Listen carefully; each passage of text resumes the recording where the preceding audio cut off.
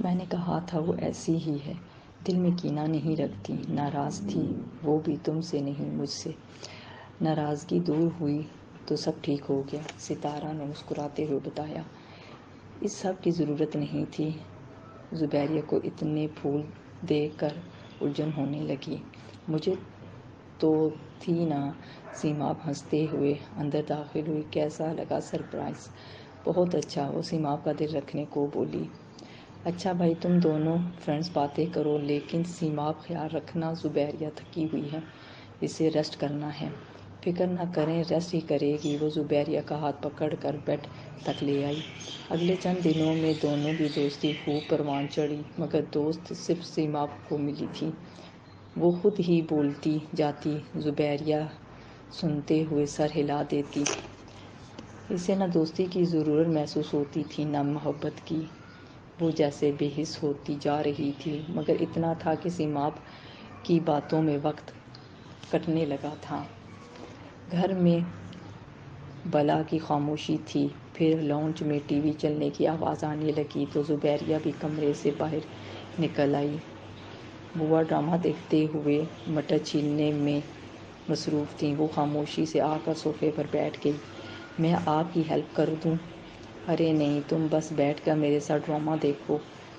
بس میرے پاس تو یہی وقت ہوتا ہے، اسکول سے آ کر تو چھوٹی بی بی جان ہی نہیں چھوڑتی۔ جی آج مٹر پلاؤ بناؤں گی۔ ان بریانی چائنیز کے چکروں میں مٹر پلاؤ کی خوشبو بھی ہی بھول گئی تھی۔ کھا لیتی ہوں نا۔ زبیریہ کو روشانے کے ہاتھ کا بنا پلاؤ یاد آ گیا۔ اس کا ذائقہ جیسے لبوں پر تازہ ہو گیا تھا۔ اس کی خاموشی پر بوا نے گردن موڑ کر اسے دیکھا۔ کسی نوخ خیزی سی نوجوانی تھی مگر کملائی مرجھائی۔ ابھی عمر ہی کیا ہے، نہ جانے کس کم بخت کی باتوں میں آ گئی۔ رشتے بھی گئے، شہر بھی چھوٹا، بالی سی عمر میں کیسا روگ لگا۔ مجھے بھی پلاؤ بنانا سکھائیں۔ ان کی نظروں سے گھبرا کر زبیریہ بول اٹھی۔ پھر ان کے ساتھ لگ کر زبیریہ نے پلاؤ بنایا، رائتہ، سلاد، پھر ٹیبل سیٹ کی۔ جاؤ اپنی خالہ کو بلا لاؤ، یہ سیماب بھی آتی ہوگی۔ سیماب نے ٹیوشن پڑھنے گئی تھی۔ زبیریہ ستارہ کے کمرے میں آ گئی۔ وہ قرآن پاک کی تلاوت کر رہی تھیں۔ زبیریہ خاموشی سے بیٹھ کر انہیں دیکھنے لگی۔ ان کی مدھم آواز اور خوبصورت لگ رہی تھی۔ اس کی موجودگی محسوس کر کے ستارہ نے تلاوت مختصر کر کے قرآن پاک جزدان میں لپیٹ دیا۔ آپ بہت اچھی تلاوت کرتی ہیں، امی بھی ایسے ہی پڑھتی تھیں، تم بھی پڑھا کرو، بہت سکون ملتا ہے، اندھیروں میں روشنی نظر آتی ہے، بند راستے کھلنے لگتے ہیں۔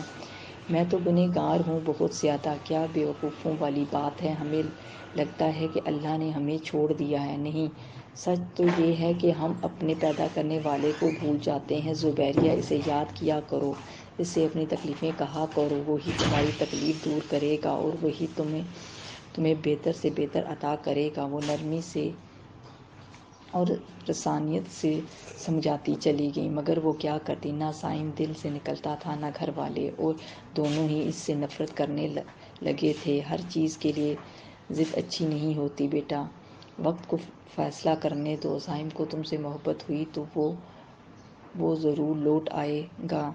گھر والے کب تک ناراض رہیں گے، اللہ کے ساتھ ضد کرنا چھوڑ دو، اس کی رضا میں راضی ہو جاؤ۔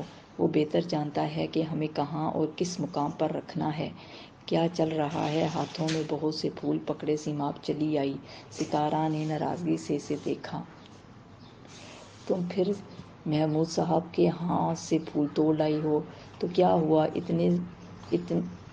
اتنے سے پھول توڑنے سے ان کے باغیچے میں کیا کمی آئے گی، کسی دن ان کے ہاتھ لگ گئی تو حشر کر دیں گے۔ آتے جاتے بوا سے تمہاری شکایتیں کرتے ہیں، انہیں عادت ہے شکایتیں لگانے کی، اب کھانا بھی دے دیں۔ پتہ نہیں اس بار کسی نے سفید پھول اگائے ہوں گے یا نہیں۔ سیماب سارے پھول میز پر رکھ کر چلی گئی تھی۔ زبیریہ نے لاشعوری طور پر ان میں سے سفید پھول اٹھا لیا۔ ستارہ نے بغور اس کی اس حرکت کو دیکھا۔ سفید پھول وہی کھلنے لگیں گے جہاں تم موجود ہو۔ زبیریہ ان کی آواز پر سن سی ہو گئی۔ جانتی ہو ہمارا وقت کب شروع ہوتا ہے؟ زبیریہ نے سوالیہ نظروں سے اس مہربان عورت کو دیکھا۔ جب ہم خود اپنے آپ کو معاف کر دیتے ہیں۔ خود کو معاف کرو زبیریہ، پیچھے مڑ کر دیکھنا بند کر دو، وہ نرمی سے کہہ کر چلی گئیں۔ زبیریہ خاموشی سے ہاتھ میں پکڑے پھول کو دیکھتی رہی۔ صبح سے وہ گملے پینٹ کرنے میں لگی تھی، کرسی پر جھولتی، چاکلیٹ کھاتے۔ سیماب اسے دیکھ کر ہی بیزار ہونے لگی۔ تم گھر میں بھی اتنے ہی کام کرتی تھی، وہاں تو اتنے سارے لوگ تھے، مجھے تو کچھ کرنا ہی نہیں پڑتا تھا۔ باتوں شرارتوں میں سارا وقت گزر جاتا تھا۔ زیبی سیماب محتاط سے تجسس کے ساتھ آگے جھکی۔ تم سے ایک بات پوچھوں؟ برا تو نہیں مانو گی؟ پوچھو، زبیریہ نے مصروف سے انداز میں کہا۔ وہ تمہیں کہاں ملا تھا؟ زبیریہ کا ہاتھ رک گیا۔ اس نے بے حد بے یقینی سے سیماب کو دیکھا۔ اس کی روشن آنکھوں میں معصوم سا تجسس جھلک رہا تھا۔ وہ عمر کے اس حصے میں تھی جب محبت فنسٹی کے سوا کچھ نہیں ہوتی۔ مطلب تمہاری پہلی ملاقات کیسے ہوئی؟ وہ تمہیں پہلی نظر میں ہی اچھا لگا تھا؟ کیا کرو گی پوچھ کر؟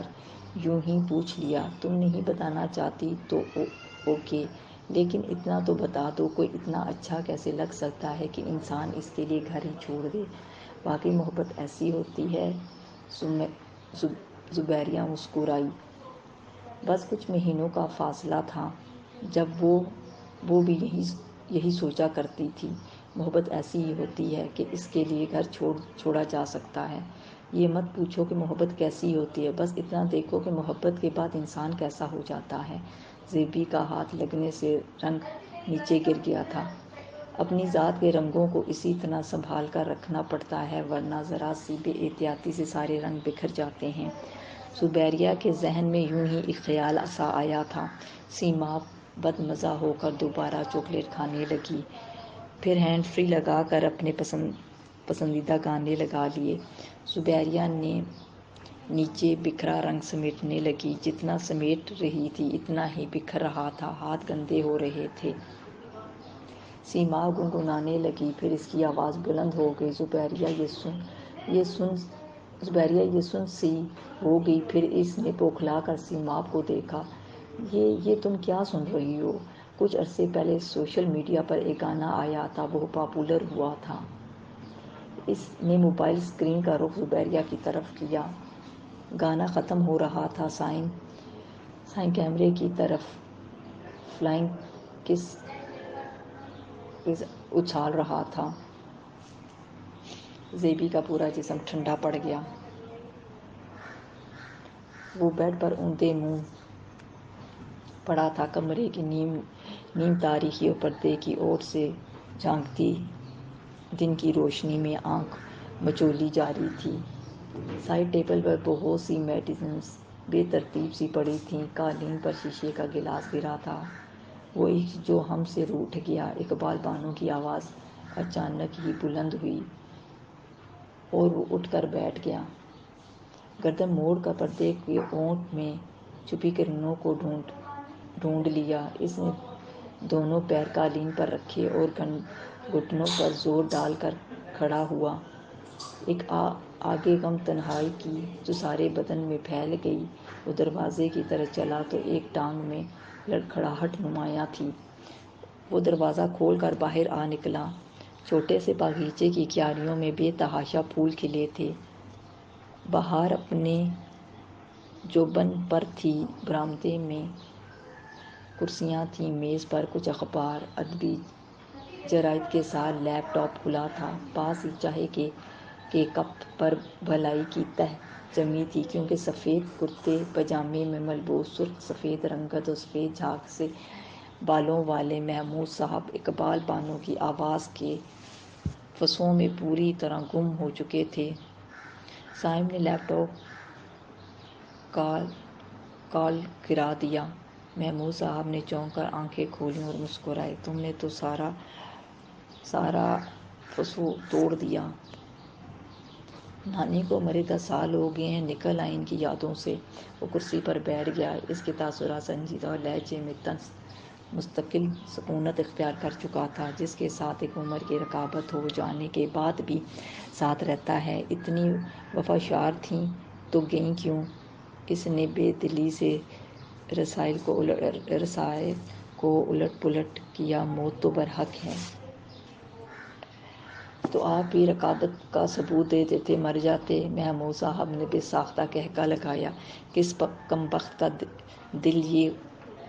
کمبخت کا دل یہ خوبصورت زندگی چھوڑ کر مرنے کو چاہے گا؟ پھر فوراً ہی لہجہ بدل کر انداز میں بولے، مت بھولو تم اپنے نانا سے بات کر رہے ہو۔ زندہ ہوں تب ہی تو اس جنت مکیں کی محبت میں اب تک گرفتار ہوں۔ مر جاتا تو گناہ ثواب کے حساب دے رہا ہوتا، یہاں بیٹھ کر تمہاری بے زار صورت نہ دیکھ رہا ہوتا۔ کبھی کبھار سارے حساب دنیا میں ہو جاتے ہیں نانا، وہ افسردگی سے گویا ہوا، پھر سر جھٹک کر کسی خیال سے پیچھا چھڑایا۔ اب ناشتہ بھی کروا دیں۔ نانا نے ٹھیکہ نہیں لیا اس عمر میں نواسے کی خدمتیں کرنے کا۔ انہوں نے رکھائی سے کہہ کر لیپ ٹاپ کھول لیا۔ اوہ کتنا عرصہ ہو گیا۔ نیزا نور کی سریلی آواز سنتے ہوئے ان صاحبہ کی سریلی آواز سے فرصت ملتی تو دوسری شادی ہی کر لیتے۔ سائم چڑھ کر بولا، کیا بات کرتے ہو، شادی شدہ خاتون ہیں۔ دنیا کی باقی خواتین مر گئی تھیں۔ وہ کھڑا ہوا۔ آج گھر میں ناشتہ بنانے کو نانی ہوتی، بھلے سوتیلی سہی، بس جب وقت تھا تو عقل نہ آئی، جب عقل آئی تو وقت ہاتھ سے نکل گیا۔ رہنے دے۔ وہ اندر جانے کو مڑا تو بے احتیاطی سے ٹانگ پر وزن آ گیا۔ اس نے کرسی کو پکڑ کر سہارا لیا۔ محمود صاحب جلدی سے اٹھے۔ کیا ہو گیا؟ ڈاکٹر نے ابھی احتیاط کرنے کو کہا ہے، سنبھل کر چلیں۔ سنبھل کر چلنا تو یوں ہی ٹھوکر کھاتا، وہ تلخی سے کہتا۔ دوبارہ کرسی پر بیٹھ گیا۔ انسان گرتا بھی ہے، سنبھلتا بھی ہے، یہی اس کی فطرت ہے۔ محمود صاحب نے رسانیت سے کہا، تم بیٹھو آرام سے، میں ناشتہ بنا کر لاتا ہوں۔ سائم خاموشی سے گردن موڑ کر لان میں کھلتی دھوپ کو دیکھنے لگا۔ وہ بہت ضد کر کے یہاں آیا تھا، اتنا چڑچڑا ہو گیا کہ فائقہ کو اسے لاہور بھیجنا ہی پڑا، مگر ہر سنڈے وہ خود بھی یہاں آ جاتی، یہاں تک کہ سائم چڑھ کر ان سے لڑ پڑا۔ تب محمود صاحب نے سمجھانے پر کہ اسے سائم کو سپیس دینا پڑے گی، انہوں نے مجبوراً یہاں آنا چھوڑا تھا۔ سائم تھا کہ ابھی تک اس فیز سے باہر نہیں نکلا۔ تعلیم ادھوری، ٹانگ میں لڑکھڑاہٹ۔ فائقہ اور ابراہیم اس کے مستقبل کے لیے متفکر تھے، مگر محمود صاحب نے سختی سے منع کیا تھا کہ اس سلسلے میں سائم سے کوئی بات نہ کی جائے جب تک وہ خود نہ چاہے۔ سیما بہت اصرار کر کے زبیریہ کو اس گھر تک لے آئی تھی۔ بوا نے گاجروں والی کھیر بنائی تھی، وہ محمود صاحب کا حصہ تو لازمی نکالتا تھا۔ سیما بہت چھوٹی سی تھی جب سے محبوب صاحب اسے پڑھانے لگے تھے۔ وہ ریٹائرڈ پروفیسر تھے۔ سارا دن اسٹوڈنٹس کا آنا جانا لگا رہتا، جن کے درمیان وہ واحد ننھی بچی تھی جو بیٹھ کر ABC یاد کرتی۔ کتنا خوبصورت لان ہے۔ زبیریہ کی طبیعت فریش ہو گئی۔ تو بابا جی کو اور کام کیا ہے؟ سارا دن یہی کرتے ہیں یا پرانے گانے سنتے ہیں؟ چلتے چلتے دونوں برآمدے تک آ پہنچے، جہاں میز پر دیوان فیض رکھا تھا۔ انکل، گرینڈ پا، دادا جی، او بابا جی، کتھے گئے ہو؟ سیما نے آوازیں لگائیں۔ کیا کر رہی ہو؟ اندر جا کر دیکھ لو، زبیریہ نے گھبرا کر ٹوکا۔ نو وے، وہاں نو انٹری ہے۔ اس گھر کا باہر کا گیٹ کبھی بند نہیں ہوا، جو آتا ہے یہیں بیٹھ کر ویٹ کرتا ہے۔ میں کتنے سالوں سے آ رہی ہوں، مگر ان کی اجازت کے بغیر اندر قدم رکھنے کا سوال ہی پیدا نہیں ہوتا۔ اس نے بات کرتے ہوئے ٹونکا میز پر رکھا اور خود لان اجاڑنے پہنچ گئی۔ پھولوں کے دشمن تھی۔ شاخوں پر جھولتے پھولوں کو دیکھ کر نہ جانے کیوں ہاتھوں میں کھجلی ہونے لگتی۔ حالانکہ اس بات پر کئی بار محمود صاحب سے پیٹتے بچی تھی۔ وہ جو ہم میں تم میں قرار تھا، تمہیں یاد ہو کہ نہ یاد ہو۔ اندر سے نظم کے الفاظ بلند ہوئے اور زبیریہ پوری طرح اس آواز کے سحر میں جکڑی گئی۔ نہ جانے یہ شاعر لوگ کہاں بیٹھ کر لکھتے تھے کہ دل زخم زخم ہونے لگا تھا۔ اسی آنکھوں کے گوشے بھی کہ محمود صاحب باہر آئے اور ٹھٹک کر رہ گئے، جیسے کوئی دور دیس سے سفید تتلی راستہ بھول کر آ گئی ہو، مگر تتلی کے پر بھیگے ہوئے کیوں تھے؟ محمود صاحب اپنی خاموشی سے واپس پلٹ گئے۔ جیسے ہی میوزک بند ہوا، سیماب اپنا گلدستہ سنبھالتی زبیریہ کی طرف بھاگی۔